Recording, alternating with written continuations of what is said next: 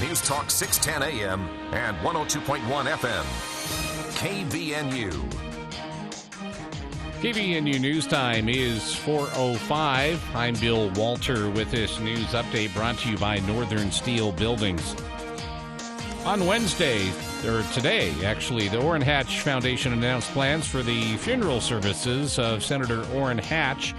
The senator will lie in state in the Utah Capitol Rotunda on Wednesday, May 4th, and his funeral will be held on Friday, May 6th at the Church of Jesus Christ of Latter-day Saints Institute of Religion in Salt Lake City. Both events will be open to the public. Hatch, who became the longest-serving Republican senator in history and was a fixture in Utah politics for more than 4 decades, died on April 23rd at the age of 88. A staunch conservative on economic and social issues, he also teamed with Democrats several times during his long career on issues ranging from stem cell research to rights for people with disabilities to expanding children's health insurance. He also championed GOP issues like abortion limits and helped shape the U.S. Supreme Court.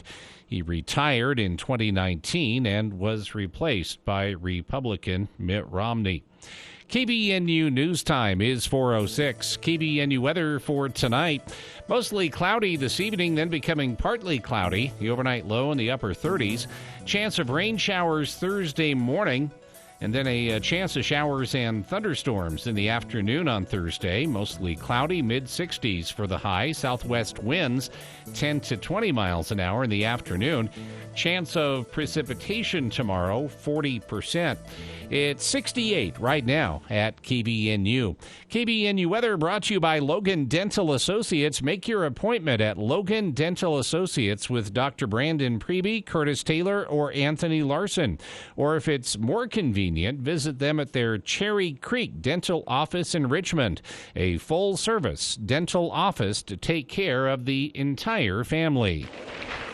The wind is whipping, rain is pouring, branches are falling, and it could hail at any minute. How could you leave your baby out in that storm? Well, I can't park her in the house. Aw, baby, Daddy loves you. I'm so sorry. What can I do?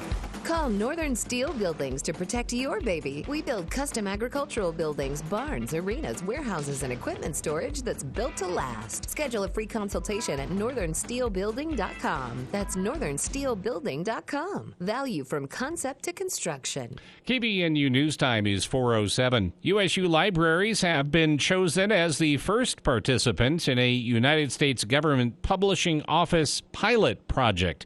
What this means is they're going to take a large collection of World War II-related materials currently housed at USU and get them all online, digitized, and preserved permanently.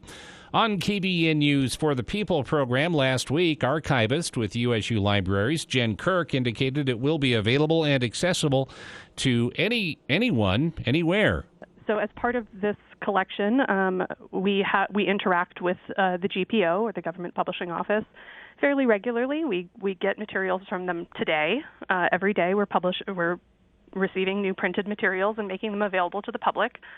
And then we also have this wonderful historic collection that, really dates back to the beginning of government printing and open transparency in the late 19th century. The federal government really starts printing things after the Civil War.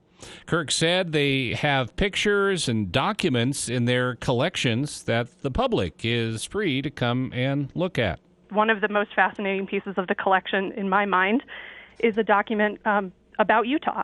It's about Utah women who served on salvage committees for the War Production Authority. And these women were in charge of keeping the community together. As we know, Utah is great at community involvement. And so these women helped lead drives for tin cans. If you have a grandparent or a parent that has talked about remembering collecting tin cans, that would have been part of this movement. The digitized project just underway is expected to be completed by winter 2023. A man was arrested after deputies said he and 2 others broke into a church and stole tithing boxes. Officials with the Juab County Sheriff's Office said the investigation started just after 8:30 p.m. on April 13th when dispatch received information about suspects who were able to successfully enter the church. KUTV reports that a person from the church told deputies that they had recently installed 30 cameras around the area.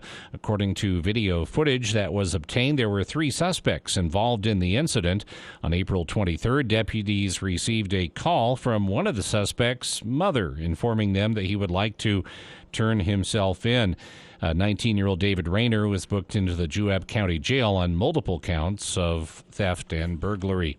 KBNU News Time is 4:10. For more details on these and other stories, visit CashValleyDaily.com. Covering Utah State sports like no one else. News Talk KVNU, 102 FM, 610 AM. Well, fans, it's the final play of the game. Home team's down by 1 point with 10 seconds on the clock. Johnson's looking for the open inbounds pass. He gets it to Dawson, and he breaks free. He's driving for a quick layup, and what? He stopped mid-drive. What's he doing? Insane! He just quit playing. If you got your first vaccinations for COVID-19, don't stop there. Visit coronavirus.utah.gov to schedule your booster. This is the best in talk radio. This is the Dave Ramsey Show. Generosity changes your life. Outrageous generosity will outrageously change your life. It changes the way your eyes look. It changes the way you walk. It changes the way you relate to others. It changes your career track. It changes the way you teach and work with employees. It changes the way you work while you're at work for your employer. It changes your life. Evenings on KVNU 610 AM and 102 FM. The Alzheimer's Association and the Ad Council present the story of Cynthia and Ed. My mother was always very active and independent, and she was familiar with her neighborhood. But one day, out of the blue, she stopped at the stop sign for much longer than usual. And she didn't know whether she should go forward or turn or just stay at the stop sign. She wasn't even really sure where she was at. She was very concerned. It was very unsettling for her. It's important for you to talk to someone about it, to bring the family in on it. I felt so much better after my son told me, Mom, I don't want you to worry or be afraid. I'll be there for you and we'll figure it out. When something feels different, it could be Alzheimer's. Now is the time to talk. Visit alz.org/ourstories to learn more. A message from the Alzheimer's Association and the Ad Council. For the people. We are waiting with bated breath for news from the Cash Republican Party meeting an executive committee tonight. With Jason Williams. And I'm really excited about this next segment. We have 2 guests here in studio. We're going to talk about something that we've talked about many times here on the show, but from a bit of a different angle. Weekday afternoons from 4 till 6 on News Talk KVNU, 610 AM and 102 FM.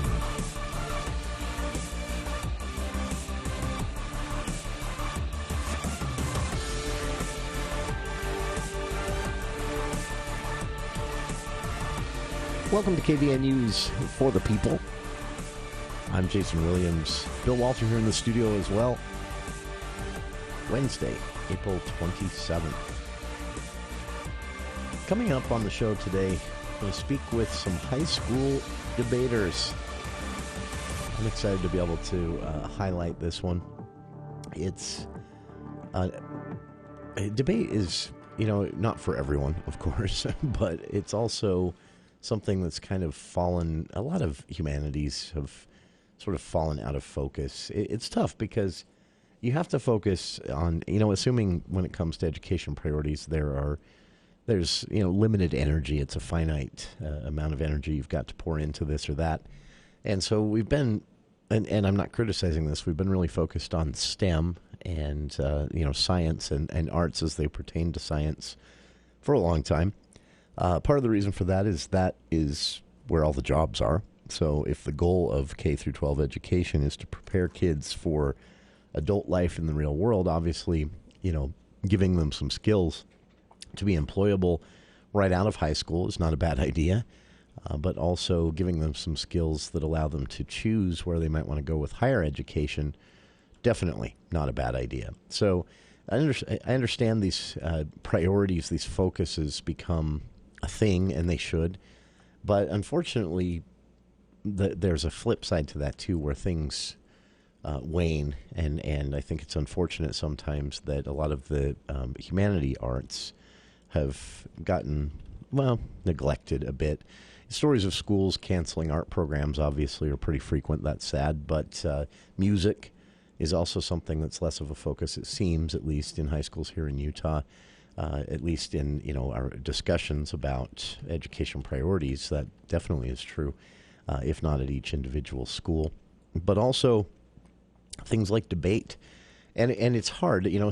Many people have asked me over the years, anytime I've defended debate as an important part of high school education, many people have said, "Why?"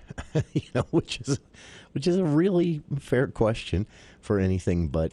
I can only speak from my own experience, and debate is something that I think helped me think more quickly on my toes, but it also gave me an interest in differing views and how they're expressed, and then what happens when two different views butt up against each other, and ways to effectively resolve that. Not social media resolve that, where it's all a back and forth of who's having the best luck with Twitter and Facebook mobs on any given day, but more of a productive back and forth where two ideas can butt up against each other, and then a discussion starts that sometimes, at least more often than not, can lead to some sort of compromise or resolution. It's in theory the way our entire political system is designed, though you could make quite a case that hasn't stuck. At least in recent years. So that's one of the reasons I think it's important. But I also think it's just important for kids to have a lot of different options, because every kid's going to be different. What speaks to them, what energizes them, what gets them excited about learning is going to be very different for every kid. And so I like the idea of there being a eclectic set of choices for kids when it comes to elective classes or different programs to pursue in high school and in college. And so that's another reason that I think things like debate and, put it this way, things that are easily scoffed at, things that people easily say, nah, nobody needs that. Maybe they do. Definitely some kids do, but also maybe having this as an option or having this as at least one part of a broader set of curriculum is a really good idea rather than getting things too narrow-minded. So that's my soapbox there on debate. So anytime I get a chance to highlight debate in general, especially at the high school level, I like to. And I caught wind of this today. This was actually a school board member. And I'm going to spoil the interview a little bit right now because I want to have an opportunity give people an opportunity to go check it out ahead of speaking with the actual coach of this debate team here in Utah. But short version of this, some Utah kids, high school kids, are doing really well or have done really well in their debate year of competition. And they have an opportunity. They've been invited, basically, because of their performance. Several members of the Hunter High School Wolverines debate team have been invited to the national debate competition. This was something that I never got a chance to go to, although I will toot my own horn here a little bit. I did take home a couple of state trophies in debate over the years in high school, and didn't do as well in college, but less opportunity for trophies in college. But it was a fun experience. This national debate is it's the playoffs. It's the big, no, it's not even the playoffs. The national debate competition is the Super Bowl of debate. And some high school kids here in Utah have performed well enough to be competitors in that. But this is where things get a little complicated. It is not something the schools pay for or the districts pay for. The national debate is not considered part of a key curriculum or even a school-sanctioned part of the competition. It's a lofty thing for debate students to get to be a part of.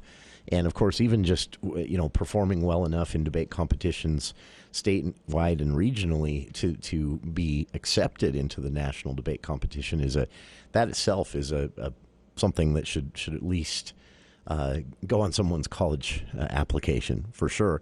But getting out there is another thing. And a lot of kids, unfortunately, throughout the country, on debate teams in high schools throughout the country, don't go because the cost of traveling. It's kind of a lengthy competition. It's a tournament-style competition. This year it will take place in Louisville, Kentucky, this summer. I think it's in early July or late June. And the qualifying nationals is, again, this is a huge deal. So 3 students at Hunter High School here in Utah, which is located in West Valley City, have been accepted because of their outstanding performance in debate to be a part of the World Schools debate team representing the state of Utah in the nationals, if they can raise enough money to go. So they've started a GoFundMe. Their goal is raising $5,000 to be able to send these 3 high school debaters from here in Utah to the national debate competition as members of the World Schools debate team, it will be called. So there's no funding, again, for this, again, through the state or through the school districts, unfortunately. And so to get to national, students have to raise the money themselves. And because of that, again, many students don't go. In fact, last year, there was a pandemic, so that might be another reason. But last year, there were a couple of students from another school here in Utah that qualified who didn't go. In 2016, there were 2 students from here in Cache Valley that qualified who couldn't afford to go. So unfortunately, a lot of students just never get to take advantage of this opportunity. We can have a longer argument about whether this type of thing should be better funded here in Utah. I think it should be, but that wouldn't change anything for these 3 students. So they're hoping to raise $5,000 to send 3 members, the 3 students of the Wolverines debate team who qualified for the national tournament, the National Speech and Debate Tournament this summer in Louisville, Kentucky. So their coach, Christian Owens, will be joining us later on in the show. But I'm telling everyone now, I've linked to their GoFundMe on our Facebook page.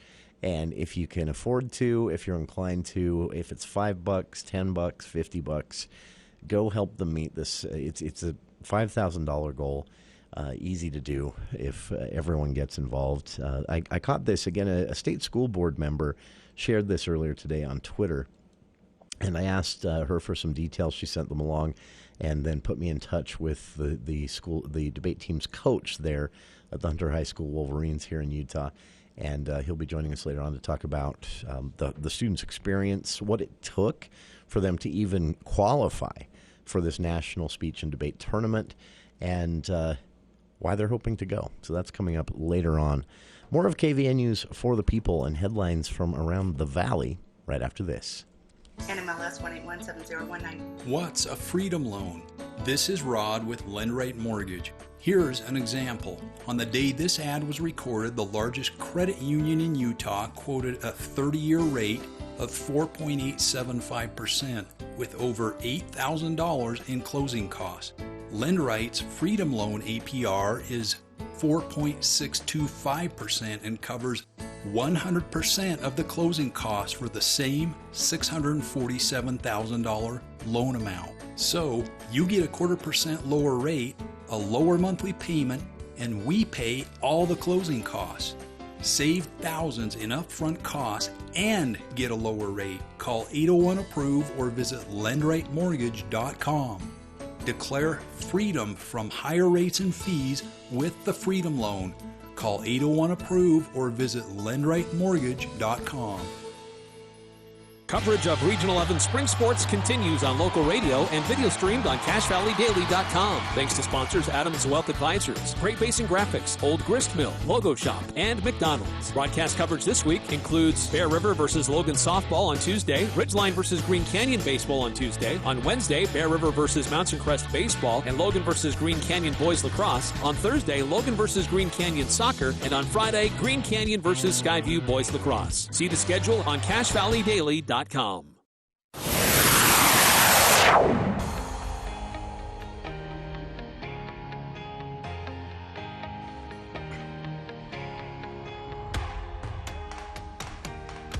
Welcome back to KVN News for the People.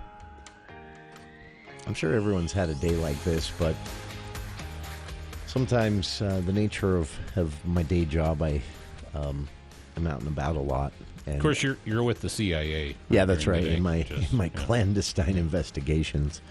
No, I end up out and about a lot, and the last several years, I've been a pretty big fan of audiobooks. I've evolved on this. I still can't do fiction. I don't know. I have no explanation for this. Maybe there's a neurologist out there, or a behaviorologist that could explain this to us. 7535868. But for some reason, unless it's a book I previously read that I'm re-listening to, my brain just tunes out. Yeah, when I'm listening to fiction. And me, just audiobooks. I can in general. My mind just will start wandering. I just can't. I can do nonfiction.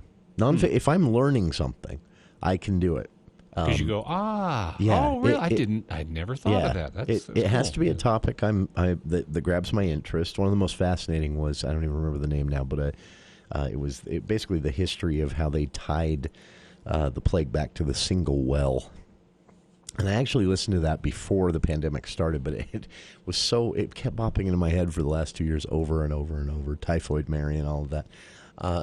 But there were a few of those. But if it's a subject I'm interested in, or even a subject I didn't know I was interested in, but it's grabbed my interest, and it's nonfiction, and I'm learning things, then my brain pays attention. But fiction, unless it's a book I've reread, there are some longer fiction novels that I like that I have been able to re-listen to, having read them previously. But even then, I know I'm only paying attention probably 75% of the time. My brain just wanders off. Anyway. So today, Bill, I'm driving. I'm doing my thing, and it's a book on gene editing and CRISPR. And I previously, in fact, here on the For the People Book Club with Craig Peterson, we talked about The Code Breaker, which is a fascinating book. It's the story of the doctor, the woman who she and her team invented the technology, and then went on to fight a pretty dramatic battle to patent it and start a company around it. In order to protect it from, as much as they could from, frankly, terrorists, people with ill intent. But it was a fascinating story. This is a similar book, but with more of a focus on the science itself, whereas The Codebreaker is the story of the inventor's life as well as the science. And so I'm driving around listening to this, and there's this part where they're just talking about this debate that happens between some scientists as they reach this certain point. And I wouldn't describe this as, in fact, I try to avoid, more philosophical listens unless I'm, really got nothing else to do. And all of a sudden there's this part in the discussion in the audiobook where it's retelling this argument that breaks out between these scientists, which is basically a just because we can, should we kind of thing. And they start throwing hypotheticals at each other of how RNA and DNA gene editing could be used for ill intent. And the basic question of this is, you've got your two different examples. On one side, there's a lengthy chapter in the book about the research that's been going on for a long time now into, elephant pachyderm DNA and why they don't get cancer. They don't. It happens, but it's extremely rare. And they think they've narrowed it down to a certain sequence in the DNA, they think. And then the question becomes, if they can find a way to put this in humans. Now, obviously, when you're talking about gene editing, it's not going to be anyone alive now. It's going to be someone who is yet to be born, but could be born with, well, I mean, that could change too. There's a part on that. But right now they're just talking about, future generations. Genes could be edited in such a way that we could, an entire generation could be born without the predisposition to cancers, without any predisposition to cancers. Who would say no to that, right? But the problem is that exact same technology could lead to, this is where the debate becomes sort of more of a philosophical, even ethical debate. But the scientists are talking about, this could also, this could be something you could see people, finding a health reason, a lifespan longevity reason for eradicating fair skin or red hair. The sun, plays a harmful role on very fair skin, which could lead to skin cancers, even if there isn't a genetic predisposition. There's also, there are theories out there that certain diseases are more prevalent in tall people or short people or blue-eyed people. And so these scientists are just sitting there talking about this, These are the things that are going to come up. Now that we've almost invented this, we know we're going to invent this. We know it's possible. It's just a matter of perfecting how, and then what? And so then the chapter ends, and I have to jump out of my vehicle and go do some things. And I've been thinking about it the entire rest of the day. It's completely thrown off my concentration, my focus, my productivity, everything. Because the entire rest of the day, I'm sitting there thinking, yeah, I mean, should we? Should we start dabbling with this kind of thing? It's hard to say that there's any reason to scoff at the idea of being able to eradicate cancer and all the harms that it causes. But that's not at all where all this stops. And then how do you put, this is the part I'll leave it on, and listeners, if you'd like to weigh in, 753-5868. If you do want to put some guardrails on this to make sure it isn't abused, how do you write those up, and who enforces them? It's a really, really, it's not a new debate whatsoever. I mean, this dates back to another book we've talked about on the For the People book club, Before Frankenstein. The themes of this are in that book, written in, a long time ago. So it's not a new discussion or debate at all, but it just hit me today as I'm listening to this that it's no longer some science fiction hypothetical. We're actually there.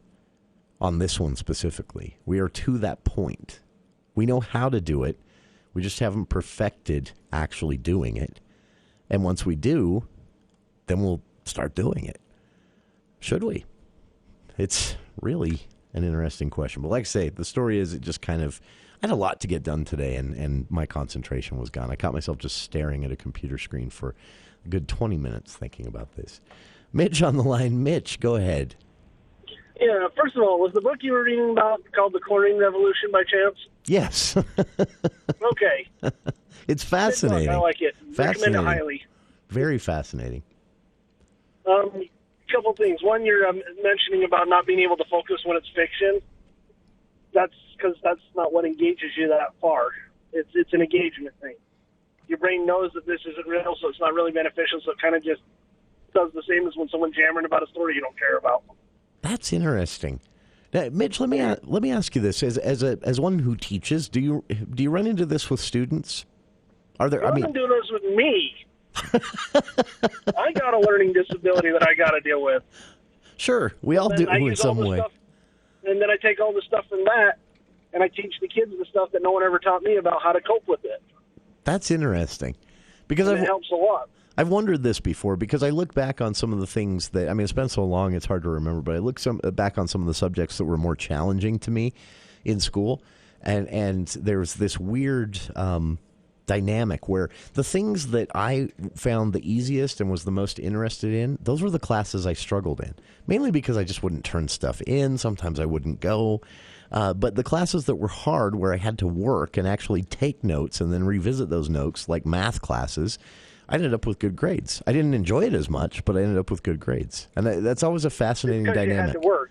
Yeah, I had to work. I had to think. My brain was engaged. There's a whole school of thought about don't do your worksheets on white paper, do it on blue paper, because it's harder to read, and so you actually have to pay more attention to it. Oh wow, that's a fascinating. I'm way simplifying a theory, but there's a whole thing about it. About the gene editing one there. The biggest reason why we need to be cautious about this is because, well, eugenics. Not going to pull any punches on. That was something we visited once in our past, and it was not a good thing. Yeah, that's where this discussion went, and why it kind of stuck in my head today, because it was the first time, I guess in the back of my mind I was aware of this, but it was the first time I really thought outright, oh, we're there. We're doing this. This isn't something out of a science fiction story or a maybe one day kind of thing. We're actually doing this now. You can see all the benefits of being able to do this, but yeah, it does get to this question of eugenics. Would you start to see, the eradication of? There are endless examples you could put out there, but where either advertently or inadvertently we are kind of homogenizing things too much, and that not for the benefit. Yeah, it's scary to think about. I will argue. I got kids, 35 different languages represented in the school I teach in. Sure, kids from 37 or so different school or countries, and I will argue tooth and nail that diversity is as much our benefit as anything. Oh, yeah. The level of empathy these kids are capable of are so far above what the school I went to, where we had one minority and it wasn't even that much of the school. Oh, sure. It's a different level of empathy. That's a good point. That that's shifted or changed a bit, right? Yeah. That's interesting. I think it's to the kids' credit, the fact that you got a kid come in that's never been in our school before, and they get welcomed with open arms compared to school I went to, where no, you were the outcast always. Sure. That's, Mitch, I use the kind of a lazy example, but I use the example of, people maybe editing the genes to, I don't want a fair-skinned redhead kid, because they have, sometimes a lot of times redheads have extremely sensitive skin, eczema and easy sunburn, a lot of, higher incidence of skin cancer, even without a genetic predisposition. So that's my lazy example of something that parents might decide, if it's just a little punch board, you just make your choices and then go on and have a baby. If we get to that point. But here are some things to think about. I'm going to use the word ginger because that cracks me up, but it was a ginger that invented sunscreen. It was... it was. There are examples like that where some of these challenges that we could eradicate have actually led to things that have benefited everyone. Because sometimes the challenges are what. And this again isn't me advocating for keeping cancer around.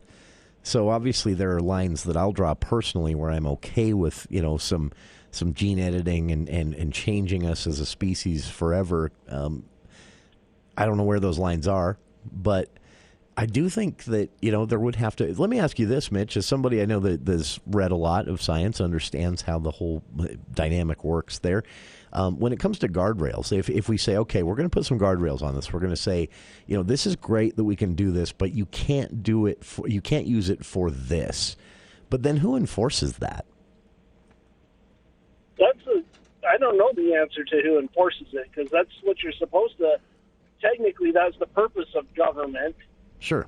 Is to enforce things that we all agree on. But since none of us really agree on anything anyway, it becomes a real mess there. What one person says is protecting their rights, another person says is violating their rights. And the answer is probably not either of them have a clue what they're talking about, but that's besides the point. Sure. But my big one is if you're setting up guardrails, you look at the fail case. If you get it wrong, what's the worst that happens if you get it wrong?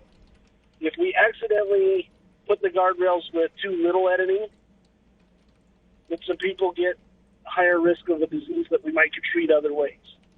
If you accidentally put the guardrails too far, we lose the diversity that makes us who we are. Oh, we sure. lose being human, in my opinion.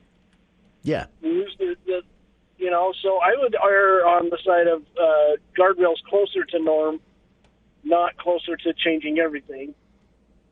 Sure. But this is also coming from someone who thinks it'd be really, really cool if I could sit down and read a book for 10 minutes without being distracted. Sure. It'd be really nice to not hyper-focus on things sometimes. Yeah.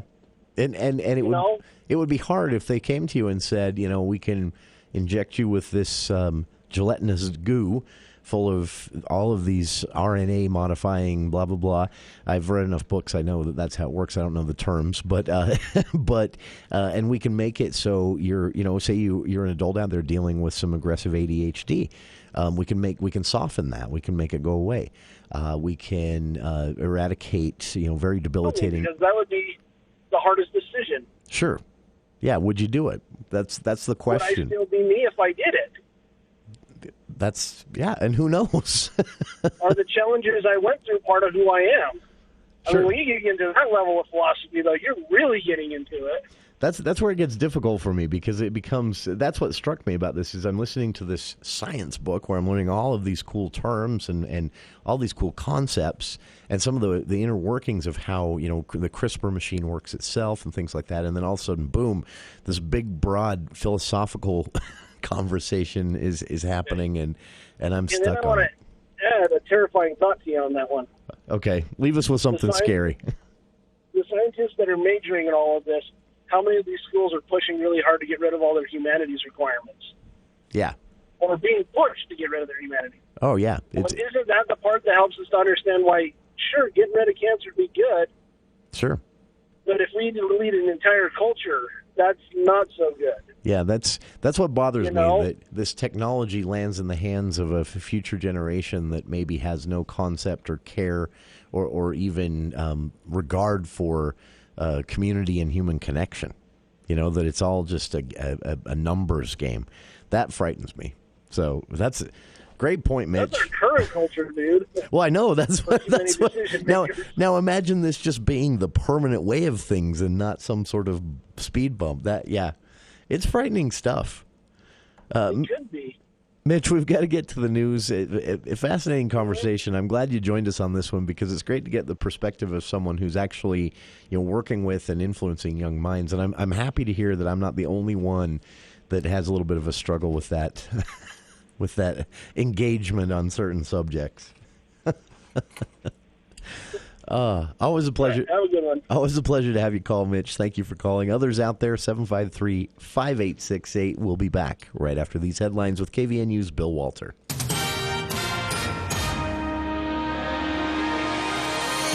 Thank you, Jason. KVNU News Time is 4:41, and the news is brought to you by Whole Tree Care. A 19-year-old Nibley man has admitted to raping a 13-year-old girl back in 2020. Brenton Nelson was arrested in March 2021 after law enforcement received several anonymous tips about the crime. A 20-year-old Logan man, Thomas D. Robertson, was arrested at the same time. Both defendants participated in virtual hearings in First District Court Monday afternoon. Nelson accepted a plea deal, pleading guilty to attempted rape of a child, a first-degree felony. In March 2020, deputies received several anonymous tips indicating that Nelson and Robertson were sexually involved with the victim. The tips were submitted through the Sheriff's Office website and the Safe Utah app. Deputies interviewed the alleged victim at the Children's Justice Center. She disclosed that she had engaged in a sexual relationship with Nelson during the past 2 months. She also described a similar incident occurring once with Robertson. As the investigation continued, deputies questioned Nelson and Robertson separately at the sheriff's office. They reportedly admitted to the accusations and were booked in jail.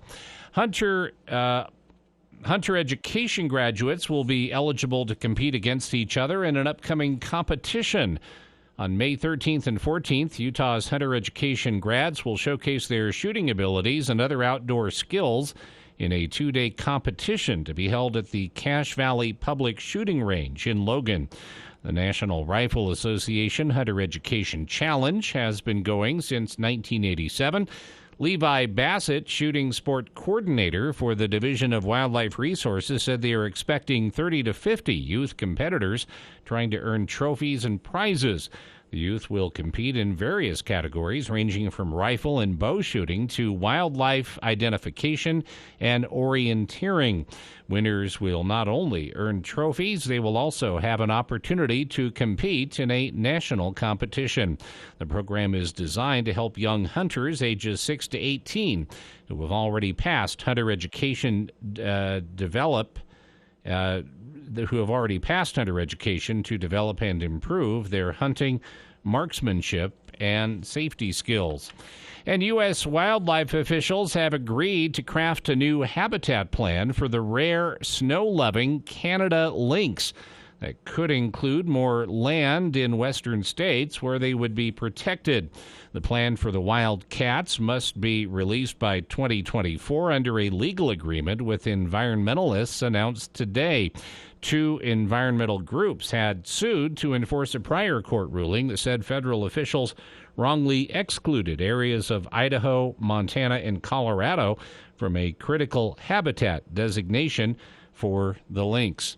KBNU News Time is 4:45. Men, sometimes women drop subtle hints like, "Hey, honey, the weather sure is nice today." "Yeah, I think I'll go golfing with the fellas." Ugh, whatever. Sometimes we just need more direct language like, "Honey, call Whole Tree Care to trim and clean up all those gnarly shrubs and dead, twisted branches. I want to enjoy the yard this summer, not dread it." You know, I was thinking the same thing. Call Hull Tree Care, 760-6587. Ask about their radio discount. They also do tree and stump removal. 760-6587. KBNU weather tonight, mostly cloudy this evening, then becoming partly cloudy overnight, low in the upper 30s. Chance of rain showers developing tomorrow morning, and a chance of showers and thunderstorms in the afternoon. Cloudy mid-60s for the high. Southwest winds 10 to 20 miles an hour in the afternoon.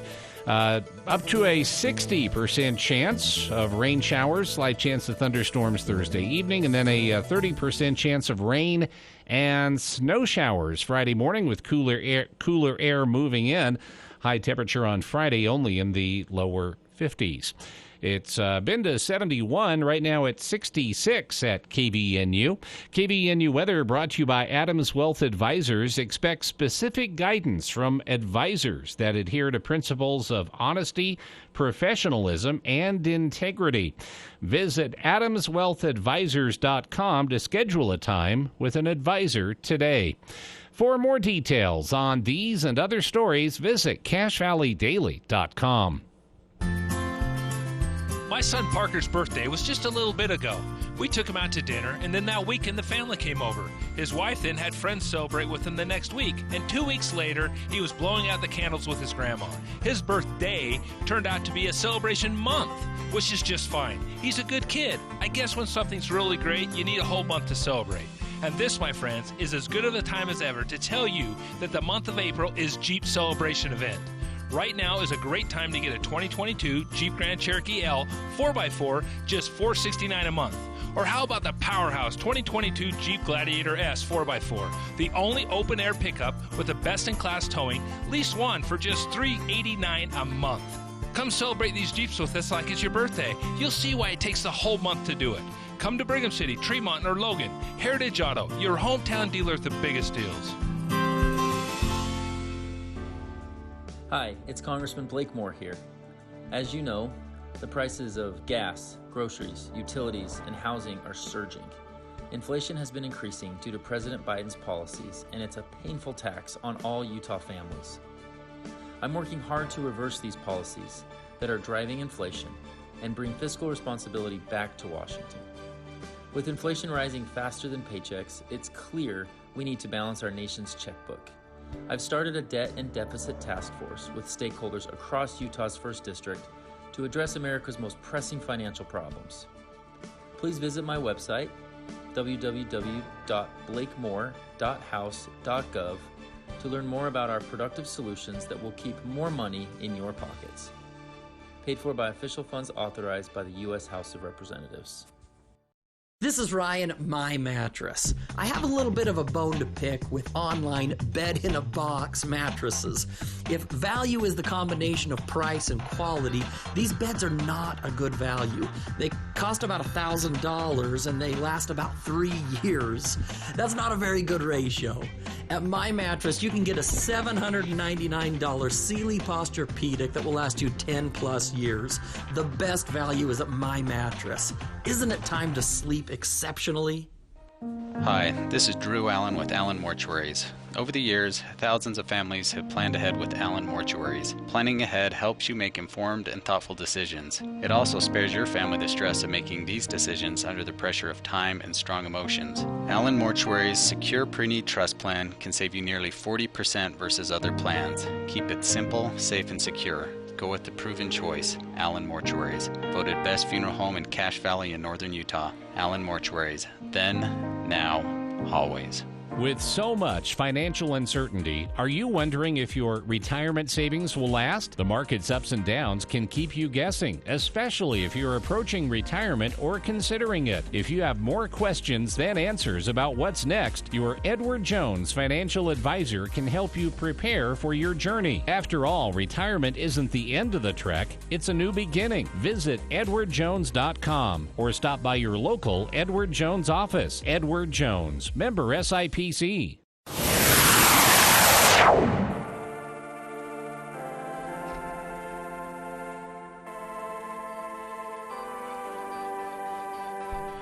Welcome back to KVN News for the People. One last comment from a listener on the whole should we gene editing conversation. Not really tied to any particular headline today, just an audiobook I've been listening to got me thinking. And Mitch, great call from Mitch there. Thanks, Mitch, for calling. But a listener chiming in on this saying, we're going to we're going to do something like this. It just disappeared. Let me get this back up here. Okay, there we go.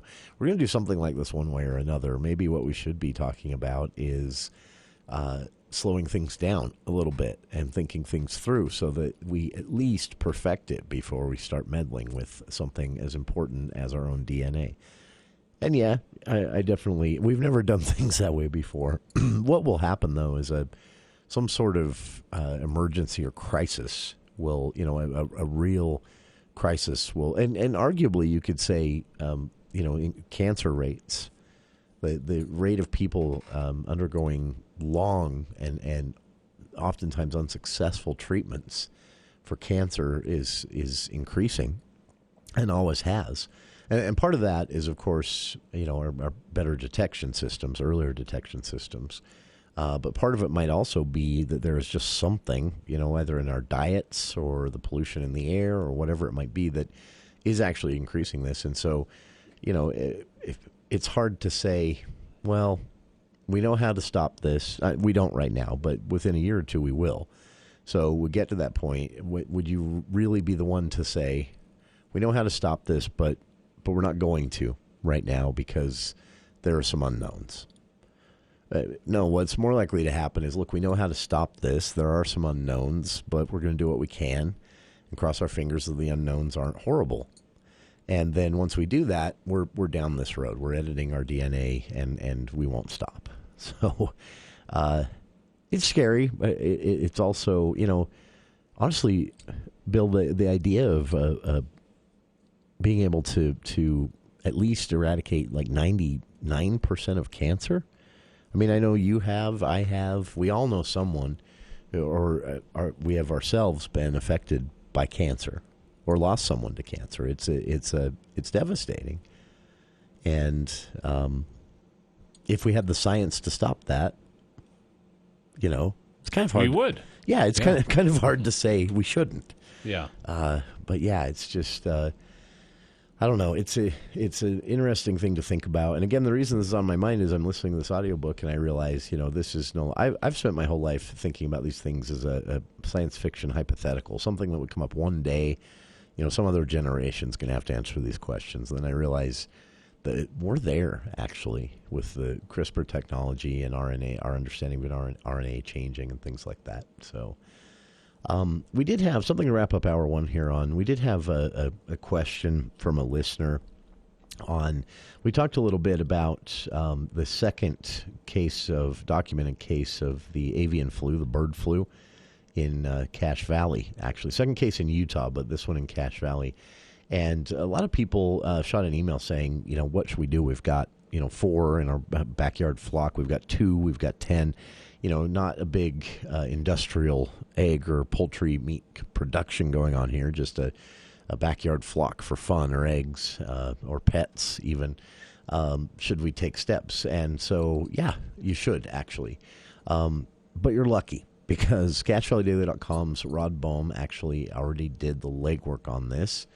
And so the U.S. Department of Agriculture has a lot of information on this, too, at their website. But what they basically want everyone to know, here are the basics. For those who have heard the news that the bird flu is here in Cache Valley, second case documented in Utah, but only two documented cases in Utah, only one of them in Cache Valley. Here's what the USDA says. The virus is not an immediate public health concern. But if the virus were to spread widely enough throughout Utah, there are several commercial chicken operations that could be devastated beyond being able to survive as a business. So that's a big concern. Utah's commercial egg production, which is a growing part of Utah's economy each and every year, $75 million is the annual contribution to the state's economy in $75 million in economic activity related to just Utah's commercial egg production. According to Rod's story, too, from the USDA, in 2019, 1.5 billion eggs produced here in Utah. So that is to say this is a big deal. And again, there have been no human cases of avian influenza viruses detected in the United States. Nonetheless, as a reminder, the USDA says you should take precautions if you're utilizing poultry meat or the eggs from a backyard flock.